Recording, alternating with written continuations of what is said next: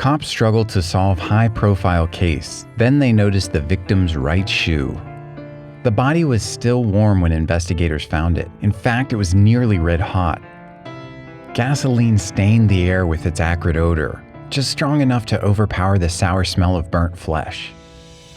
In all their years, the investigating officers had never seen a crime scene so gruesomely puzzling. But with one look at the victim's right shoe, the entire case was blown open. On its own, the shoe likely wouldn't have meant much. In fact, the investigators had even missed it at first glance. But combined with the rest of their findings, this innocent piece of footwear painted a grisly picture with an even grislier murder. The story went like this. It was just before dawn as a vehicle barreled down an isolated strip of the New Jersey roadway. Not another car or soul in sight. The winter air had turned the evening cold and frigid, though the weather was undoubtedly the last thing on the driver's mind. Instead, he cast his gaze at the woman beside him in the passenger seat. Dressed in fine clothes, she had apparently dozed off at some point during their ride, her head now resting comfortably on the driver's shoulder. She never woke up. As the couple neared the town of Cranford, the driver quietly pulled the car onto the side of the road. He reached into his jacket pocket, careful not to disturb his passenger, and slowly lifted the barrel of a .32 revolver to her head. It was over in seconds. In the harsh glow of the headlights, the man dragged the body from the vehicle and quickly doused it in gasoline. He lit a match, and after watching the corpse burn, he returned to his car and disappeared into the night. Upon the discovery of the body the next morning, local papers snatched up the gruesome murder story and quickly made the torch murderer national news. From coast to coast, media outlets couldn't help but speculate about the motivations behind the brutal killing. Some proposed the murder was the work of a deranged madman. Others that it could have been a crime of passion committed by an ex-lover. There were even theories that the slaying was committed by members of the local mafia as a warning to their enemies. This was 1929, after all. These were all plausible motivations, though at the moment law enforcement officials were focused on a more pertinent bit of information: her name. Given the state the victim was found in, this was no easy task.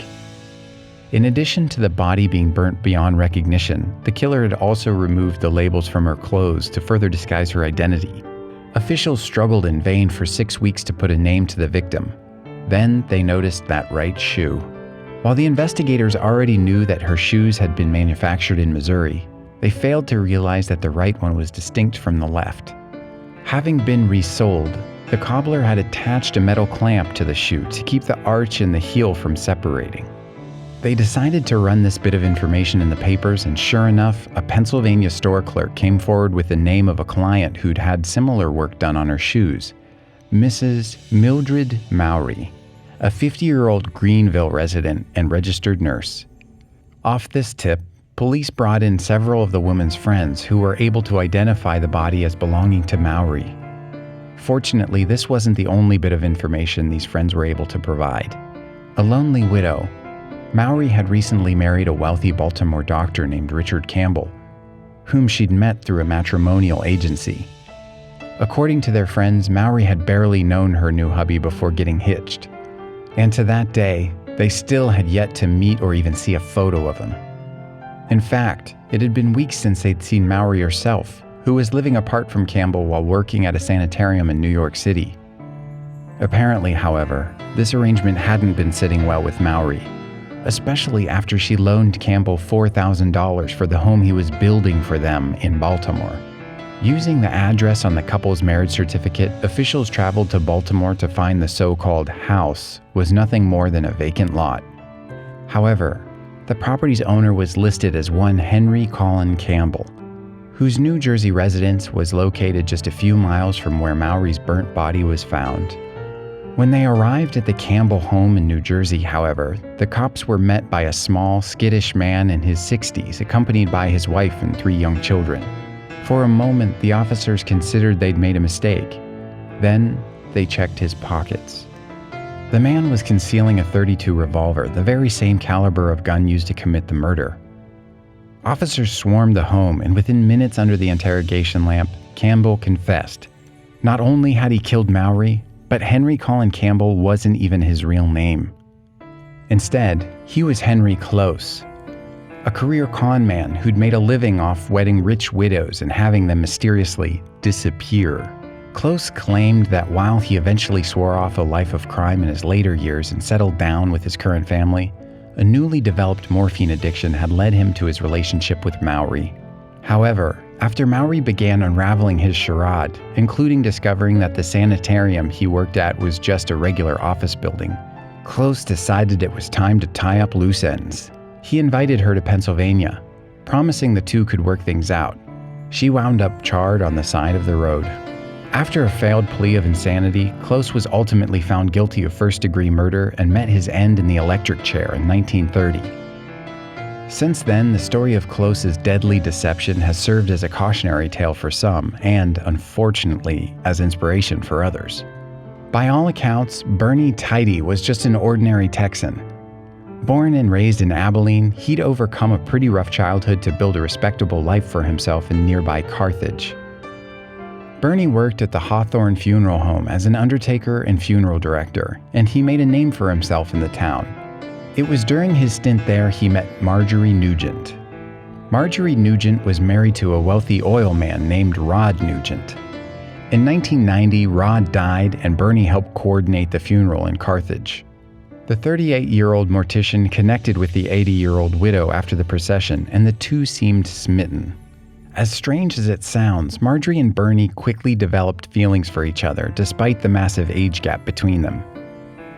Bernie started to spend less time around the funeral home and more time at Marjorie's side. According to Bernie, he felt sorry to the old woman and worried about her being alone. Marjorie even had Bernie leave his job at the funeral home and paid him a salary to help her out with household chores. In fact, she paid for pretty much everything, including weekly date nights at expensive restaurants and private flying lessons. It seemed like there wasn't anything she wouldn't buy for Bernie, but suspicion was on the rise. Marjorie's grandchildren, as you can imagine, were completely weary of Bernie's intentions. The whole series of events was bizarre, and they also knew Bernie was well aware of one major appealing detail of Marjorie's life. Marjorie had millions of dollars in her bank account, and the kids were convinced Bernie was in it for the hefty payday once she passed. This suspicion grew tenfold when Marjorie changed her will and left everything to Bernie. There came a point when Marjorie's family didn't speak to her for quite some time. She basically acted like she didn't even have a family anymore. Bernie was her world now. But then things became real weird. They tried to contact her through Bernie, but he told them she was in the hospital suffering from Alzheimer's. Unconvinced, several of Marjorie's grandchildren went to the home, and that's when they discovered the horrifying truth. Alexandria Nugent noticed the door to her grandmother's garage freezer was taped closed. She ripped off the tape, threw open the lid, and screamed as the frozen body of Marjorie Nugent stared back at her. Bernie didn't even try to make a run for it. He was located quickly by Carthage police and arrested. On his arrest, Bernie said, "I was so relieved. It felt like this big weight had been lifted off my shoulders." While in custody, Bernie gave a full confession to police interrogators. A jury sentenced him to 99 years to life in prison, and Bernie will be 70 years old before he even has a chance at parole in 2029. The case became even more infamous thanks to Richard Linklater's film Bernie, starring Jack Black as Bernie Tidy. The movie caused some controversy among Marjorie's family, but in the end, Bernie was still locked up. Police can only speculate what drove Bernie to take Marjorie's life. Her massive fortune seems like the obvious reason, but no one really knows except Bernie. Luckily, not every case is full of such mystery.